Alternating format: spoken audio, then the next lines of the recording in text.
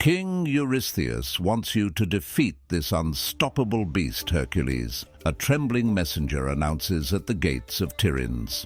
His eyes cannot hide the pity and fear he feels for the mighty demigod. Hercules stands tall, shoulders broad and eyes solemn, well aware that this is no ordinary mission. This is the first of 12 labors he's been ordered to undertake. Why 12? In many versions of the myth, the goddess Hera envied Hercules' divine lineage. She drove him into a temporary madness, resulting in the tragic loss of his own family. Overwhelmed by guilt, Hercules sought purification. The Oracle of Delphi decreed he must serve King Eurystheus, performing a set of near-impossible tasks as atonement. Originally, the king assigned 10 labors, but after disqualifying 2, the count rose to 12. Each one stands between Hercules and his chance at redemption. Yet, here he is, standing on the threshold of destiny. For him, the stakes could not be higher. Should he fail, his chance at redemption would evaporate, and his guilt would remain forever. More than that, if he cannot bring down this monstrous lion, the people of Nemea will continue living under a cloud of terror. Their livestock, their livelihoods, and even their lives hang in the balance. So Hercules sets off to Nemea. Along the way, townspeople whisper rumors of the creature, a massive lion with a hide that no sword or arrow can pierce. Some claim its origin traces to the monstrous Typhon. Others believe the lion was sent down by Selene, the moon goddess. Regardless of the exact lineage, every rumor shares one certainty: the Nemean lion is unbeatable by standard means.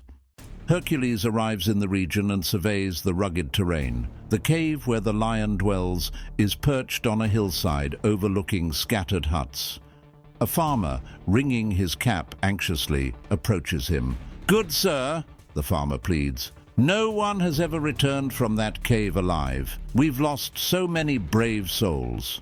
Hercules gently places a reassuring hand on the man's shoulder, responding quietly, "I will do my best. Stay inside after sunset, and don't come out until morning." A short dialogue, but heavy with the promise Hercules intends to keep. Armed with his club and a quiver of arrows, Hercules carefully treads the path leading to the cave. The mouth yawns wide, dark and foreboding.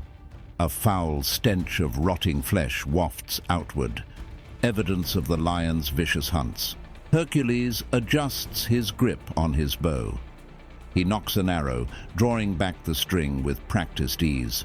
Then, in a flash, he sees the monster's amber eyes glowing from within the cave. He loosens the arrow. It strikes true, only to bounce off the lion's chest and clatter uselessly on the cave floor. His heart pounding, Hercules realizes the stories were accurate. Normal weapons are futile against this beast. The lion roars, a thunderous sound that shakes pebbles loose from the cavern walls. Hercules retreats momentarily, thinking through his options. Arrows will be no help, and hacking away with a sword seems equally pointless. He circles around the hillside, noticing there are 2 entrances to the creature's lair. If he can block one of them, the lion will be forced to exit from the other, leaving fewer angles to worry about. Time is short, however, because if the lion decides to rush out, Hercules must be prepared. He gathers large boulders and rolls them into position at one of the entrances, gritting his teeth as he applies his strength to wedge the cave shut. Dust coats his face and arms, but he doesn't waver. He senses that even a fleeting lapse in focus could be fatal.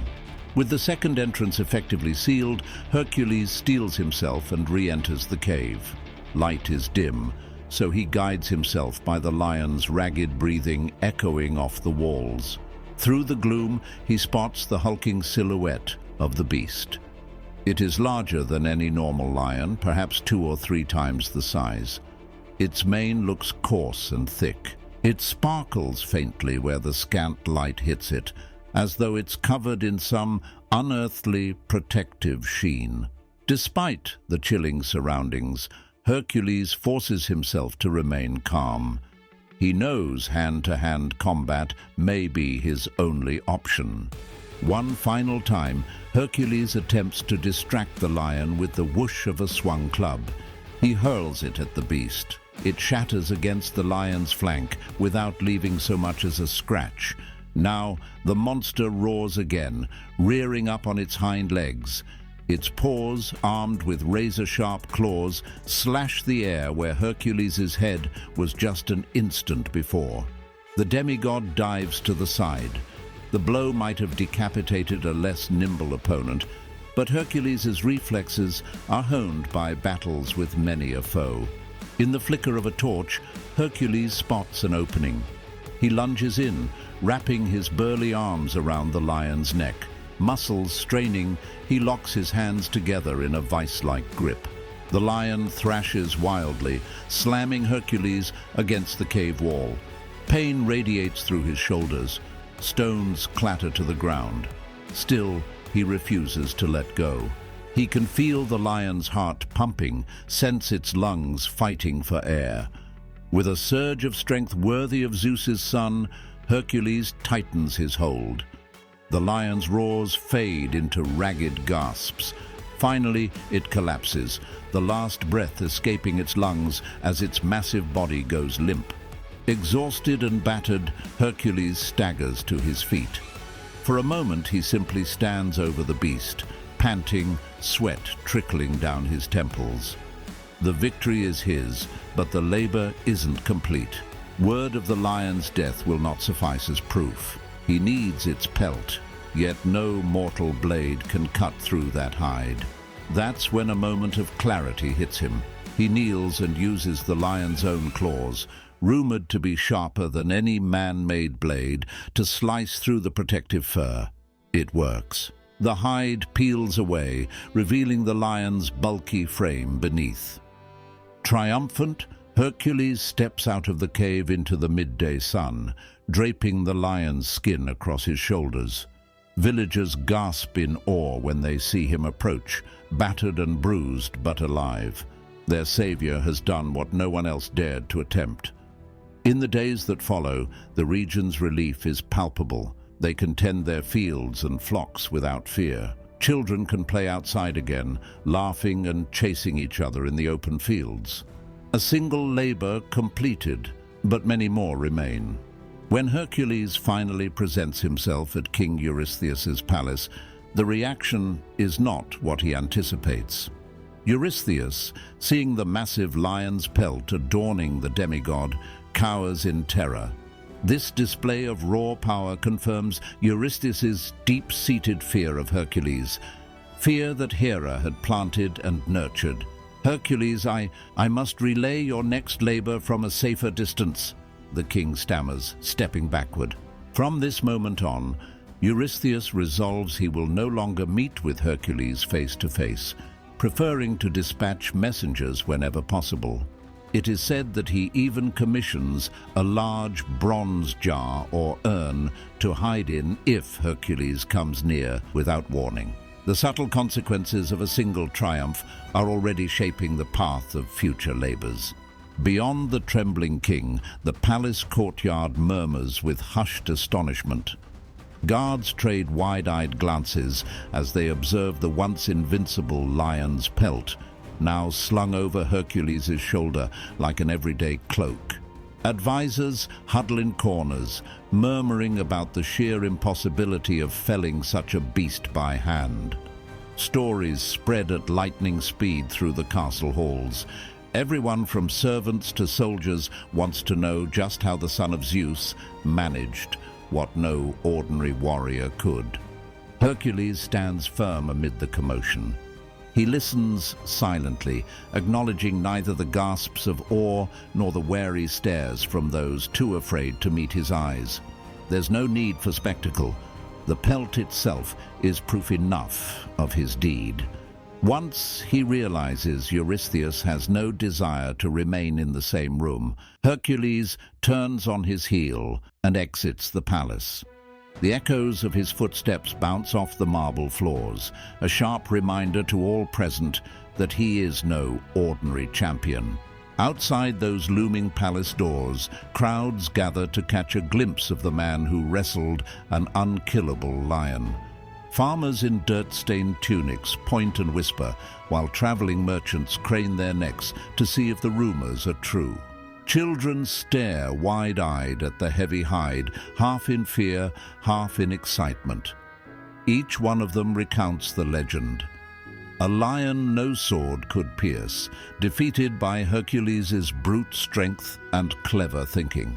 For the people, his triumph brings relief and admiration. For Hercules, it is only the first in a string of toils set by a fearful king. It isn't long before speculation about future tasks ripples through the marketplace. Some swear they've overheard rumors of a serpent with many heads lurking near the swamps. Perhaps that is the next abomination Eurystheus will name. Others claim the king might send Hercules after a monstrous boar or some equally fearsome creature. The specifics matter less than the shared certainty. Hercules will not be free as long as the king, and possibly Hera, continues to feed him these death-defying challenges. Yet Hercules offers no speeches about what might come next. He simply grips the lion's pelt tighter, scanning the horizon as if searching for the next threat. There's an urgency in his demeanor, an unspoken truth that these labors will only grow more difficult. The weight of the pelt across his shoulders is a testament to one victory, but he bears it knowing there are more to claim if he hopes to fulfill his oath of penance. By nightfall, caravans depart with fresh tales of the lion's slaying, promising to spread the word of Hercules' deed to distant realms. On tavern floors and dusty roads alike, people debate the significance of his might. Some view him as a force for good, others as a mortal tool of the gods. Whichever opinion they hold, no one denies the power he demonstrated in subduing the Nemean lion, a power that could shake kingdoms if he were ever to turn against them. If you're eager to hear more feats and heroic tales from Greek mythology, remember to subscribe to our channel and consider liking this video if you enjoyed it. There's always another legendary story just around the corner.